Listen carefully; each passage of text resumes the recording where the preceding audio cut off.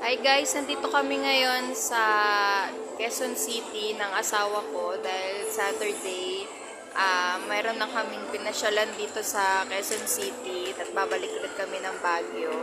So guys, nandito kami ngayon sa Kuya J Restaurant. Ayan.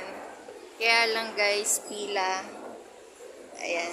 May pila. So, at titikman namin guys dito yung halo-halo dito sa Kuya J's. Ngayon pa lang namin siya matitikman guys, yung halo-halo dito sa Kuya J.